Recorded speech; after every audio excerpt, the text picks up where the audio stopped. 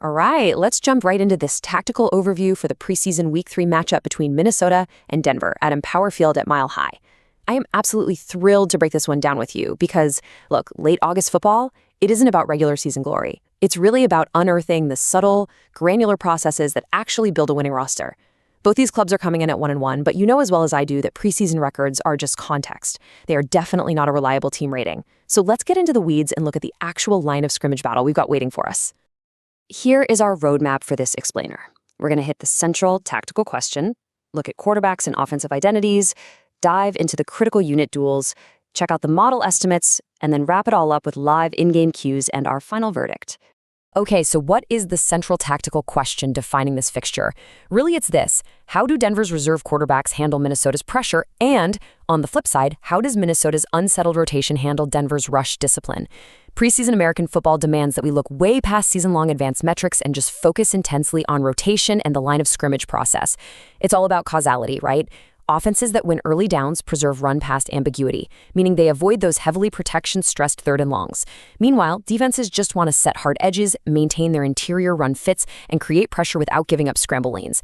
Whichever team executes those fundamentals best with their reserve units, they are going to completely control the tape. Section 1. Quarterbacks and offensive identities. There is a massive contrast here when we talk about ceiling versus rotational reality. Just last week against Green Bay, Denver showed us a real flash of their first unit explosive ceiling. Bo Nix led 2 scoring drives in just 14 snaps. He was slinging it, connecting on 6 of 9 passes for 76 yards and a touchdown. But, and this is a huge but, Sean Payton noted Bo Nix probably won't play in this game.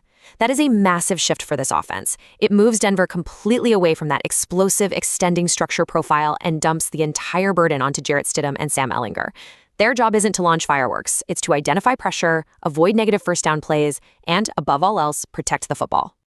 When you look at Jarrett Stidham's performance last week, he went 9 of 15 for 82 yards, but he had 1 critical interception.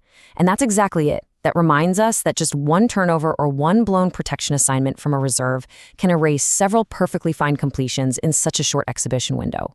Meanwhile, Minnesota's J.J. McCarthy went 5 of 10 for 81 yards. Yeah, he took a sack, but he also flashed some incredible upside with a 50-yard contested completion to Ty Felton after escaping pressure.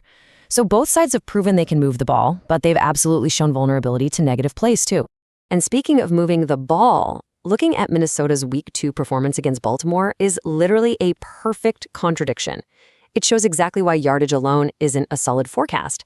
I mean, they actually outgained the Ravens 299 net yards to 242. Yet, somehow, they scored only 3 points. How does that even happen? Well, because they were entirely derailed by unforced errors.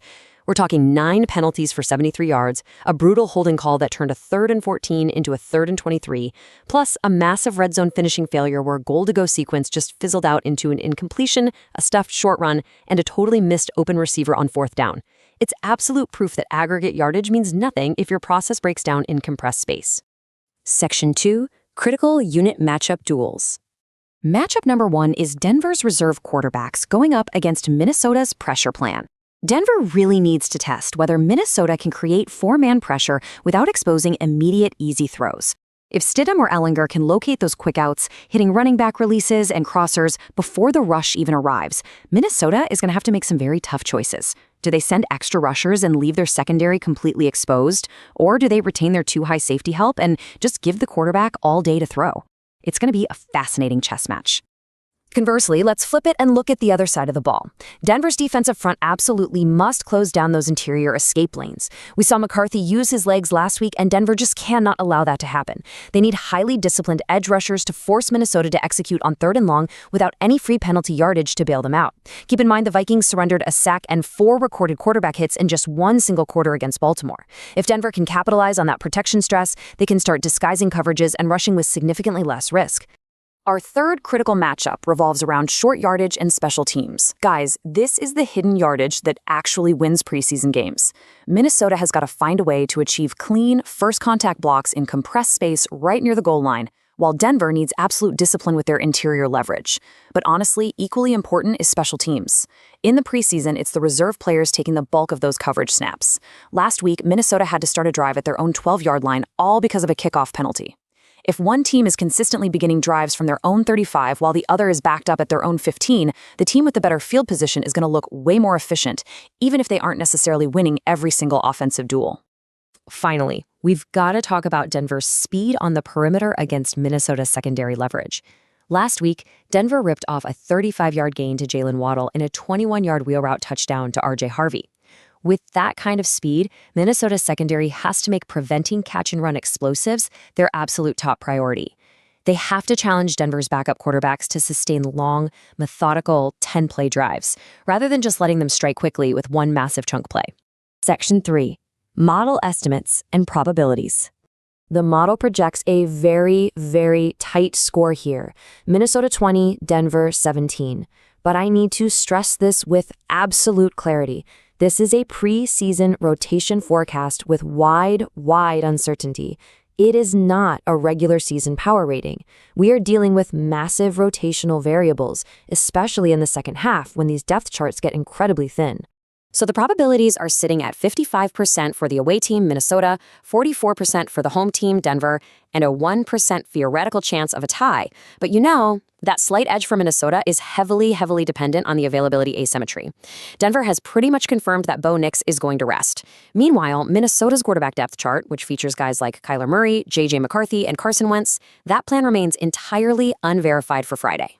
If Minnesota does decide to play their experienced passers against Denver's reserves, then yeah, that 55% is totally justified.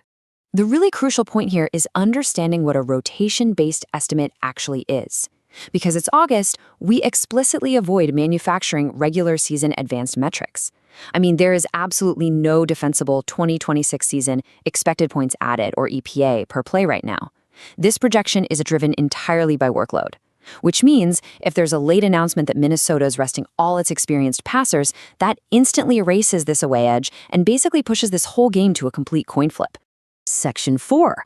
Live cues and game states. Right out of the gate in the first quarter, you need to immediately confirm the quarterback order, see who actually trots out onto the field. Then, chart the first 6 early down snaps for each offense.